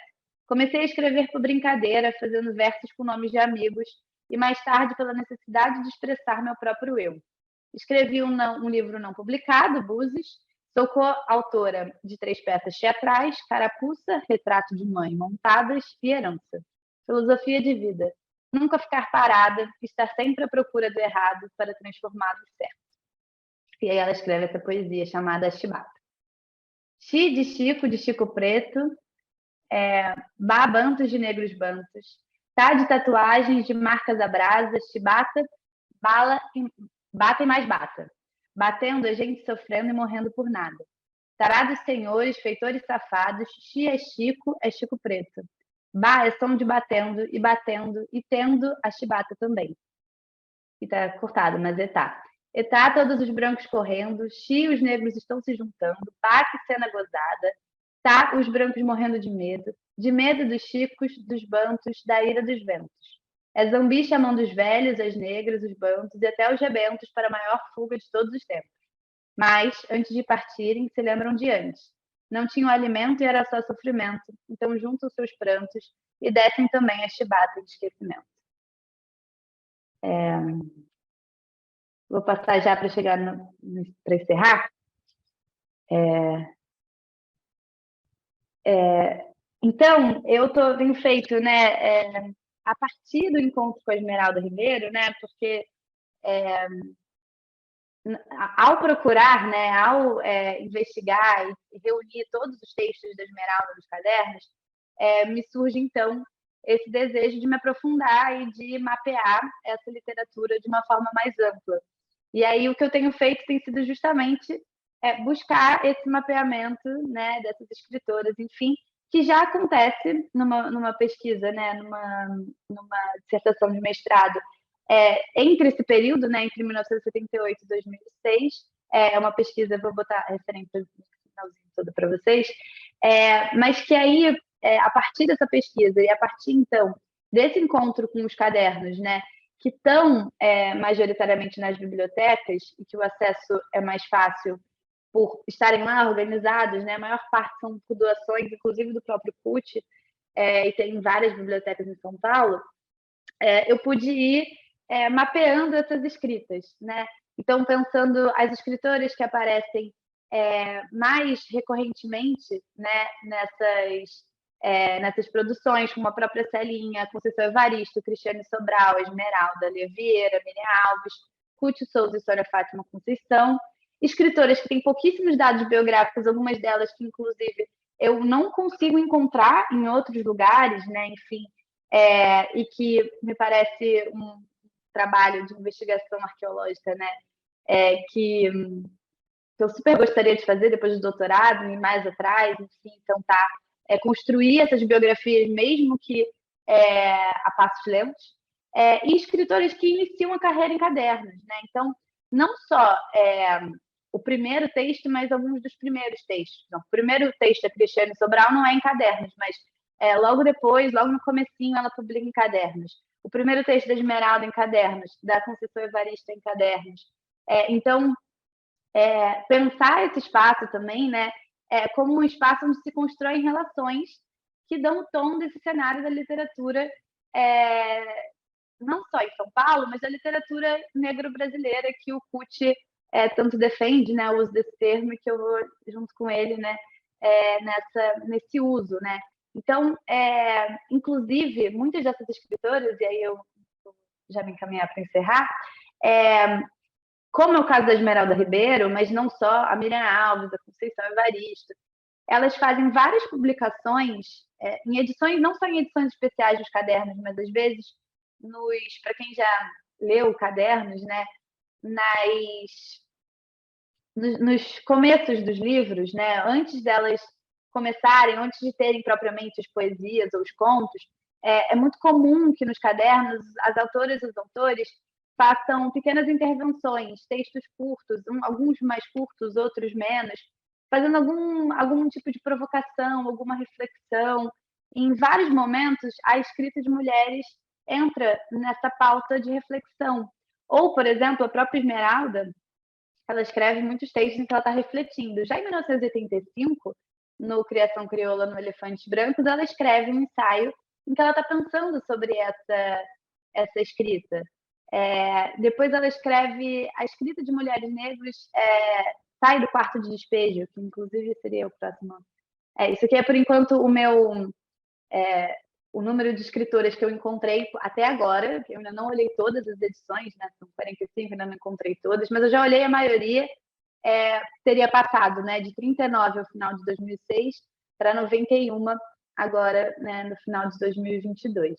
E aí a Esmeralda escreve, né, a narrativa feminina publicada nos Cadernos Negros Sai do Quarto de Despejo, em 2002, pensando justamente, nesse texto ela está refletindo sobre a escrita da Ruth Souza, da Lia Vieira e da Sônia Fátima Conceição, e fazendo, né, justamente pensando os sentidos dessa escrita, refletindo sobre o que é essa literatura de mulheres em cadernos, e promovendo, então, não só, né, uma análise sobre a própria escrita, mas uma análise coletiva, né, sobre essa escrita, o que é extremamente interessante. Deixa eu passar para encerrar. Ufa. Na semana que vem, eu não fiquei triste para falar dos textos mais da Esmeralda, porque é isso que a gente vai fazer na semana que vem. Por isso, o tempo foi perfeito, porque na semana que vem com ela vai ser muito legal, estou super animada para ter esse momento. A gente vai se aprofundar mais nos textos e na leitura dela, né? Mas só para encerrar realmente, eu queria deixar como referência, mas eu posso passar por e-mail depois, pesquisas que estão falando, né, estão tematizando a escrita de mulheres negras no Brasil, especialmente em cadernos negros, né? Então, o livro da Miriam Cristina dos Santos, que foi publicado em 2018, ele está concentrado na Cristiane Sobral, na Miriam Alves e... esqueci a terceira escritora que ela está concentrada, mas são 3 escritoras também que estão presentes em cadernos negros. Essa dissertação da Fernanda de Figueiredo, que é de 2009, é a dissertação que eu falei que ela faz também esse mapeamento da escrita de mulheres entre 1978 e 2006. Também é super interessante para quem quiser dar uma olhada. E um trabalho que é recente, que não está necessariamente falando sobre especificamente só mulheres em cadernos, mas que é um trabalho lindíssimo, que eu fiquei extremamente tocada, enfim, que é a tese da Kalila, que chama Movimentos e Remapeamentos de Mulheres Negras na Literatura Brasileira Contemporânea, que, enfim, tem diversos atravessamentos, está dentro da área da literatura, enfim, diversos atravessamentos de conceitos, de questões que eu acho que são extremamente interessantes para quem está querendo se debruçar sobre o tema. Acho que é isso. Feliz que terminei bem no meu tempo. E deixa eu interromper a gravação, que uma hora eu parei de olhar o chat. Nossa, super obrigada, Maria Clara. Acho que abrimos muito bem o nosso ciclo. Então vamos às perguntas. A Marília colocou, vou começar da última, mas a gente pode ir voltando depois, tá? Marília Martins. Outra dificuldade, as escritoras se assumirem como negras. Muitas se dizem pardas, mulatas, mestiças, morenas, escuras, etc. Como catalogá-las etnicamente no nosso território? Há questões difíceis nesses caminhos cotidianos. Nos cadernos negros, há textos sobre a saúde mental das mulheres negras ou só temáticas literárias? Uhum. Você quer. Vou respondendo uma por uma, Diná? Você Pode acha? ser, porque aí eu vou Tá, voltando aqui e quem quiser fazer a pergunta com, com voz, eu posso liberar o áudio, tá? Só pedir aqui no chat. perfeito. Bom, primeiro, obrigada, Marília, né? Obrigada pela pergunta, Marília.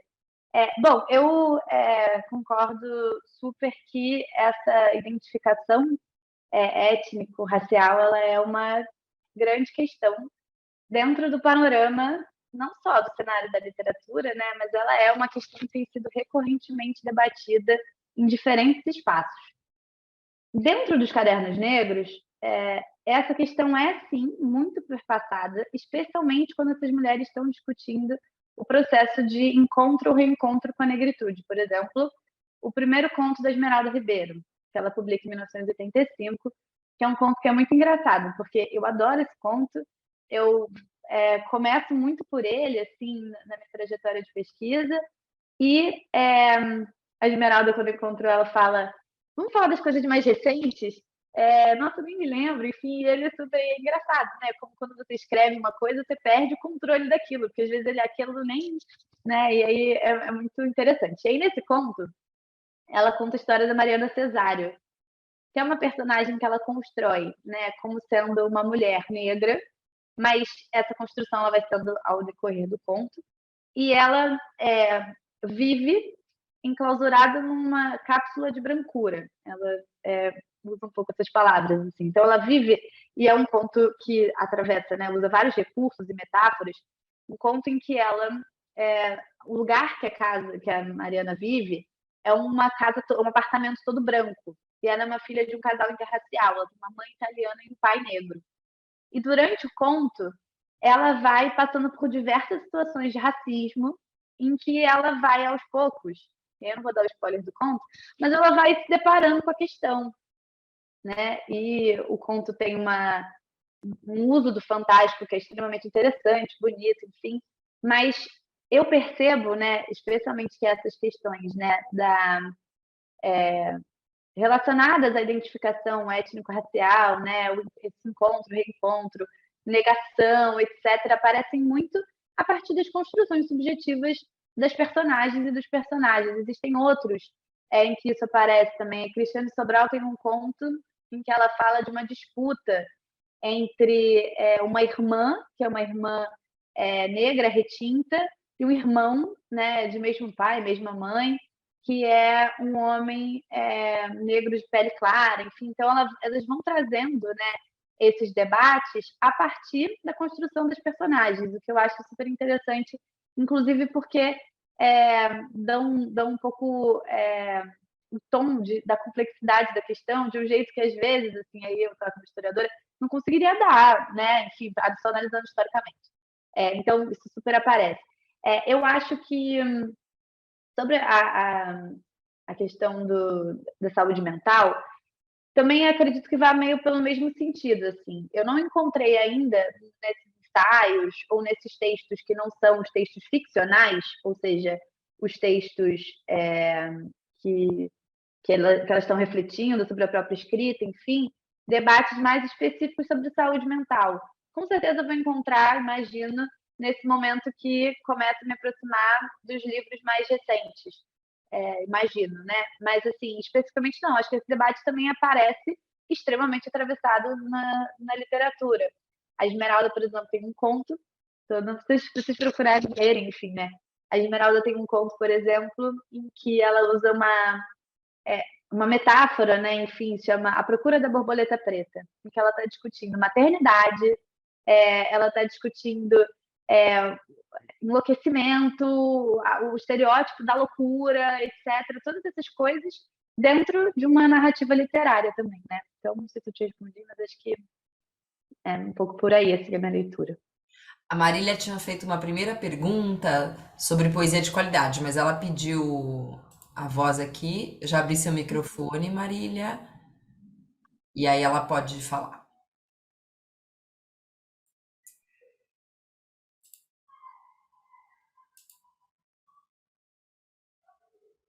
Olá, Olá, estamos te boa ouvindo, Marília. noite. Estão me ouvindo, gente? Estamos te Sim, ouvindo. Estou tentando resgatar aqui a pergunta porque minha cabeça está um pouquinho cansada, mas foi sobre a questão da qualidade, né, das poesias. O que é que acontece? A gente tem uma cobrança muito grande das editoras, né, no que diz respeito ao texto poético e às vezes até a forma de escrever crônicas e contos, né, mas principalmente em relação ao texto poético, né, sobre a questão da poesia de qualidade. Né? A cobrança vem muito por parte de jornalistas que escrevem, editoras, né? E a gente trabalha aqui no extremo sul da Bahia, né, com a Sociedade de Escritores da Costa do Descobrimento, que tem um objetivo sororal de dar visibilidade também às escritoras, também negras, também indígenas, né, e mulheres periféricas, que na maioria são pardas e negras. Então, a gente tem produzido também oficinas, né, literárias de todo tipo, para que elas possam ter oportunidade de conhecer, né? Mas, ao mesmo tempo, eu não me sinto confortável em atender muito a essas demandas, né? Que são de um padrão um português europeu, né? Que a gente aprendeu na escola, na aula de literatura, né? Na forma de escrever, né? Principalmente porque, para essas pessoas, na maioria das vezes, é uma coisa que tolhe a espontaneidade da escrita, né? E não fala da realidade real delas, né? É uma realidade que elas teriam que lutar muito para atender esses requisitos, né? E sabe lá quando iriam conseguir e se iriam ou não conseguir, né? Então, eu vejo nesses trabalhos, né? Nessas palestras que a gente tem assistido, e uma forma poderosa de valorizar, né? Esses escritos, grupos de estudos que a gente participa, mas eu fico, ao mesmo tempo, eu tenho essa dificuldade na realidade prática, né? A gente que trabalha com publicação de livros, né? A gente vê o olhar do editor, às vezes, são bonitas, mas nem todas, né? Mas a maioria não tem, né? Essa, digamos assim, essa métrica, né? E eu fico muito preocupada com essa questão, né? Porque isso pode cortar as asas de muitas mulheres, né? E eu não entro, né, nessa viagem exatamente, mas ao mesmo tempo eu não posso fazer ouvido de mercador o tempo todo para essas demandas, né? Então, assim, eu queria ouvir um pouquinho sobre isso, né? Até porque a gente partilha nossas angústias, né? Como mulher que escreve, né? E como quem está gerindo esse tipo de projeto, né? Que não tem o propósito de excluir, muito pelo contrário, né? Tem o propósito de inclusão, né? E é isso, em resumo, né? A gente fica nessa corda bamba, né? Nessa situação. A academia não é só o texto científico, né? Mas a academia também exige do texto literário, às vezes, e do texto poético, para considerar, essa é uma poetisa de mão cheia, né? Essa aqui, né? E tal. Então, é uma situação extremamente delicada, né? Assim, para mim, né? Estou nesse meio, nessa encruzilhada aí, né, de falas, de discursos, de exigências. É isso. Obrigada. imagina, obrigada a você, Marília. Não, a sua questão é super pertinente. Na verdade, enquanto você falava, fiquei pensando duas coisas, né? Primeiro, que os cadernos, por serem essa publicação que se mantém como uma raridade, porque isso não é a realidade, né? Existem vários outros coletivos, grupos literários que não conseguem ter essa mesma permanência no tempo, né? Durabilidade, digamos assim. E eles conseguem muito, né? Me parece, assim, na minha análise, manter, inclusive, essa possibilidade de escritas que estão fora dessa escrita colonizada e parametrada por esses padrões que são muito brancos, eurocêntricos, masculinos, etc., justamente porque eles optam, durante muito tempo, por ter um funcionamento editorial que é diferente de você escrever um livro e mandar para uma grande editora, né? Então, por exemplo, os cadernos começam com esse rateio mesmo, assim, existiam pessoas que ficavam responsáveis, durante muito tempo foi a Marinette, que é companheira do CUT, que era responsável por regimentar, né, essa organização, enfim. E tem que cobrar os autores, né? O CUT fala muito desse processo. Com o decorrer do tempo, com a verba pública e também com essa projeção que os cadernos têm, começam a entrar publicações, mas ainda hoje o funcionamento ele é muito por fora, muito à margem das grandes editoras. E nesse sentido, é possível ver, eu creio, né, enfim, na minha análise, na minha leitura, é uma possibilidade de criação e de escritas narrativas, né, que não precisam atender a essas demandas. Agora, isso é um desafio muito grande para escritoras e escritores não hegemônicos em geral. Fiquei pensando, por exemplo, eu faço parte de um projeto chamado Periferia Brasileira de Letras, aqui, que na verdade é um projeto nacional, aqui no Rio está vinculado à Biblioteca Pública de Manguinhos, à Fiocruz, enfim. E é um projeto em que uma das grandes questões, porque tem vários coletivos e coletivas do Brasil, enfim, que estão trabalhando com literatura nas periferias, uma das grandes questões é como publicar toda essa produção literária que está sendo produzida na periferia. Porque que a periferia está produzindo literatura, ela está, a gente vê, etc. Mas como é que a gente vai difundir e expandir essa literatura, né? Sem justamente cair, né, enfim, ou abrir mão dessas características que são muito caras para esses escritoras e escritores, né, para entrar, né, na rota. Então, sem dúvida, é um espaço de disputa muito complexo.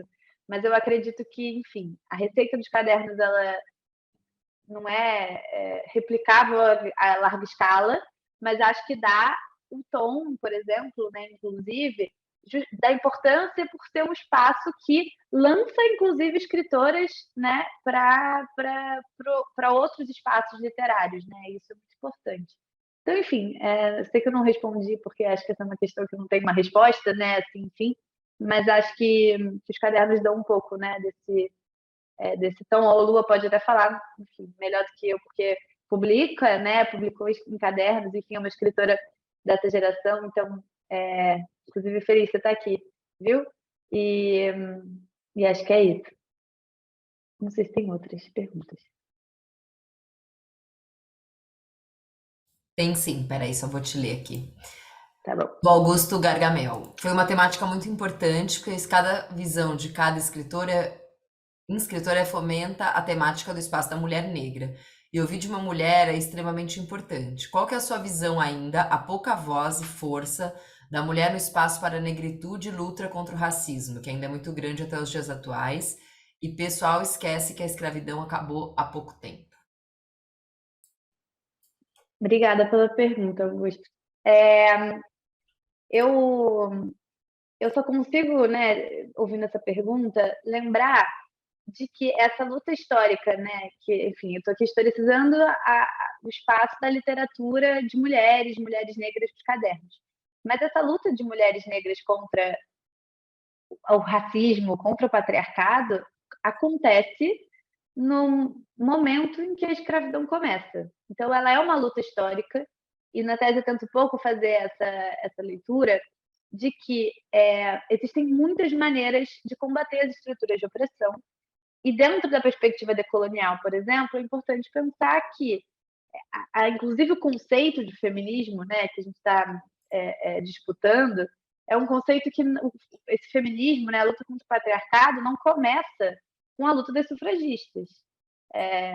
Na verdade, ele começa no momento, né, pensando nas experiências de países que sofreram com a experiência da escravidão, né, e da colonização, começam no momento em que o primeiro invasor bota os pés nesse território, né? Então, a luta contra o patriarcado, a luta contra a colonização, é essa luta histórica que vai se desmembrando, vai se transformando, vai encontrando outras formas, né, de existir, e que chegam na expressão da literatura de Mulheres em Cadernos, em que você vê uma menção a essa própria luta histórica das mulheres desde o tempo da escravidão, então elas estão falando sobre isso, conectando essa luta às demandas do presente.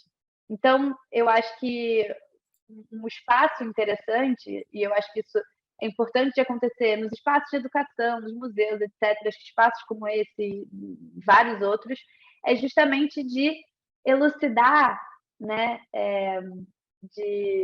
e aí, vê bem, né, não no sentido de dar luz ou, né, dar voz, nada disso, mas no sentido de ocupar os espaços o máximo possível com essas narrativas, com essa literatura, né? E eu acho que talvez seja um pouco por aí a minha reflexão para você, né? Não é uma pergunta, mas a Olua colocou uma coisa, eu vou te ler, tá? Tá bom. Sensacional, eu gostei demais da sua apresentação. Falei anteriormente que também sou escritora dos Cadernos Negros, publiquei no mais recente do ano passado, e estou feliz de saber como nossas mais velhas estão finalmente sendo estudadas. Meu doutorado é sobre a escrita de mulheres negras também, com outro foco. Aí eu vou te mandar um e-mail para a gente conversar mais. E aí também Perfeito. deixar aqui que, respondendo a Marília, a Olua colocou que o conto dela é sobre saúde mental. Então, acho Que bacana, porque ótimo. a gente faz uma troca aqui no próprio chat.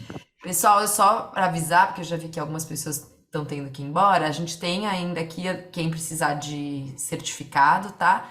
E o link, deixei os links das próximas 2 palestras, que vão ser 6 de julho e 12 de julho. Então, quem quiser se inscrever, já tá o link direto aqui no chat. Marília perguntou, ô Lua, como a gente consegue acessar seu conto? Então já vamos fazer um trânsito aqui. Depois Deixa eu você ver se eu acho pode. o site do Quilomboje. No site do Quilomboje vende a edição dos cadernos. Ah, Aí, legal. com A gente certeza vai tá lá. É procurando só aqui. botar o site do Quilomboje. Tá bom, a gente procura aqui enquanto. Tem alguém mais que quer fazer alguma pergunta? Ou quer colocar, ou quer falar também, perguntar? A gente pode dar permissão para o microfone. Vou colocar o chat aqui. Chat não, link. E Lua, por favor, me mande um e-mail, eu também quero conversar com você. Então pronto, o link já tá aqui. Mais alguém, pessoal? Kátia, dê uma dica sobre o quê? Para quem precisa começar, Maria Clara. Começar a ler, pesquisar. Me ajuda nessa dica, para eu poder dar uma dica Nos nos estudos estudos sobre sobre o o tema. tema. Ótimo, perfeito, Kátia.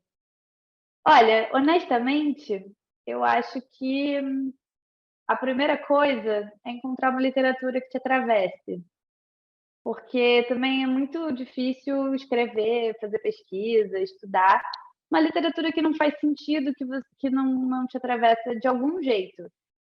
E é isso, né? Não necessariamente é toda uma literatura que é espelho para você, não é isso, mas uma literatura que de algum jeito te movimente, te mobilize as suas reflexões, as coisas que são importantes para você. Depois disso, e aí eu acho que esse é um caminho, assim, não só para quem está dentro da história da literatura, mas, né, quem está fazendo pesquisa, procurar quem está escrevendo sobre isso também. Porque aí eu acho que os referenciais teóricos vão aparecendo a partir daí, a gente vai vendo com quem que a gente casa mais, com quem que a gente casa menos. E essas referências, por exemplo, depois eu vou passar para vocês, são de pesquisadoras também jovens, né, que estão escrevendo sobre o tema e que trazem outras diferenças, e que são várias abordagens diferentes. Então, eu acho que começar por essas pessoas que estão pesquisando coisas parecidas também ajudam a gente a dar o tom de qual vai ser o nosso caminho dentro da pesquisa. E, e aí, então, aprofundar nessa literatura e pensar que essa literatura também é referencial teórico. Então, por exemplo, a Conceição Evaristo, quando escreve a dissertação dela, quando ela está pensando e teorizando sobre escrevivência, os ensaios dessas escritoras, elas também estão refletindo teoricamente sobre essa escrita, né? Então, eu acho que ir também por esse caminho, tendo essa literatura. E aí tem professoras que estão se debruçando sobre essa temática em diferentes universidades no Brasil. A Leda Maria Martins, por exemplo, é uma professora que dialoga, né, entre as discussões sobre corpo e as discussões sobre literatura. Ela tem um conceito de tempo espiralar que é muito utilizado. A Miriam Cristina dos Santos usa esse conceito. Enfim, acho que tem uma gama aí. E aí também, se você quiser me mandar um e-mail e quiser essas referências anotadinhas, porque eu sei que isso ajuda, escritas, é só me escrever que eu passo para você, tá bom? Para quem quiser, enfim. Eu vou deixar meu e-mail aqui de novo. Posso, Tina? Claro, por favor. Porque aí a gente conversa. Imagina. Mais alguém, gente? Aproveitar, a gente ainda tem um tempinho. Renata, gostaria de parabenizar vocês. Primeiro encontro super importante que trouxe para mim textos desconhecidos lindos. Obrigada. Tem várias outras mensagens sem perguntas, mas agradecendo. Maria Clara, depois a gente posso te mandar o chat também, se a gente não conseguir todos. Ótimo. O que vocês mandaram deve ter ficado num chat entre vocês apenas. Ixi, Ah, tudo bem, pode é verdade. acontecer. Obrigada, Lua. Acho que foi. Ah, host and panelists. Tudo bem, mas ela já colocou de novo. Obrigada pela Botei atenção aqui. aqui. E o link de novo, então, se alguém precisar. Ótimo. Marília, obrigada. Com fé em Deus, até os próximos encontros. Ah, vai ser uma alegria encontrar vocês. Sim. Semana que vem tem a Esmeralda Ribeiro, gente. Não percam. Pois é, a gente tem bons encontros pela frente em julho. Então é isso, pessoal. Já estou inscrita, que bom. Obrigada, Lua. Te passo a palavra para umas considerações finais, então, e aí a gente pode encerrar. Obrigada, Diná. Na verdade, eu quero agradecer. Ficou aqui até o final, nessa quinta-feira à noite. Agradecer a Diná, agradecer a Cris, a Casa Museu Maclabim pelo espaço. Quando eu propus, né, esse curso junto com a Lívia, enfim, minha parceira aí nessa programação, eu fiquei pensando muito assim sobre os sentidos, né, e de que maneira essas reflexões poderiam alcançar um público que não são geralmente, né, não são só as pessoas com quem eu estou acostumada a falar. Geralmente é isso, eu fico falando na pesquisa dentro da universidade. Eu quero muito, e essa é uma coisa que eu tenho desejado muito, que é de falar sobre isso em diferentes espaços, em museus, em outros lugares, porque eu acredito que essa literatura, né, que é o meu objetivo fundamental, que é divulgar essa literatura, falar sobre essas escritoras, ela tem um potencial muito grande de transformação na vida das pessoas e nos espaços que existem por aí afora, sejam de educação formal, não formal, sejam nas universidades, nos museus, e inclusive dentro das nossas casas. Então, eu acho que isso é muito importante para mim e isso me deixou, enfim, extremamente feliz de estar aqui e agradecer só. Obrigada, gente.